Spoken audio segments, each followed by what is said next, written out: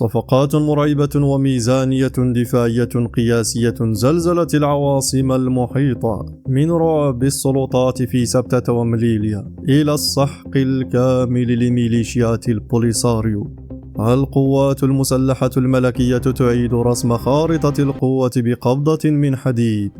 خلف هذه القوة الهائلة ميزانية دفاعية تاريخية بلغت 157 مليار درهم، ترجمت فورا إلى صفقات تسليح نوعية أبرزها الحصول على صواريخ جافلين الأمريكية الفتاكة المضادة للدروع، ومنظومات شيرون الكورية المتطورة للدفاع الجوي قصيرة المدى، المتخصصة في إسقاط المروحيات وتحييد الطائرات المسيرة بدقة متناهية، جاعلة من سماء المملكة درعا حصينا.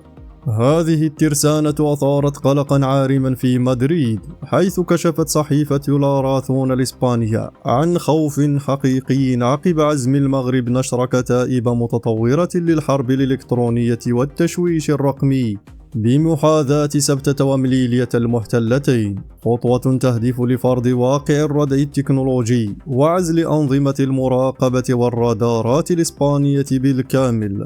القلق الإسباني يتعمق أكثر مع تفعيل المغرب لنظام الاشتباك السري للناتو لينك 16 ودخول التنين التركي مسيرات أكينجي الخدمة رسميا في قاعدة بن غرير الجوية.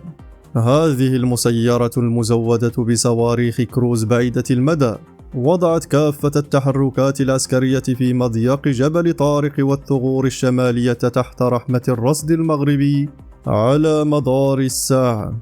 وفي عمق الصحراء المغربية كان لسلاح الدرون كلمة الفصل التامة، حيث نجحت مسيرات بيرقدار TB2 والدرون الانتحارية في تحييد خطر ميليشيات البوليساريو نهائيا.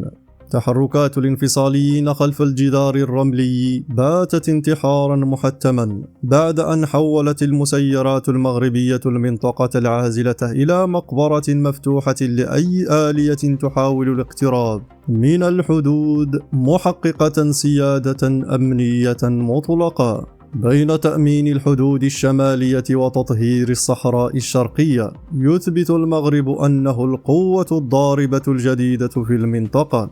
شاركونا آراءكم في التعليقات، كيف ترون مستقبل هذا التفوق العسكري المغربي؟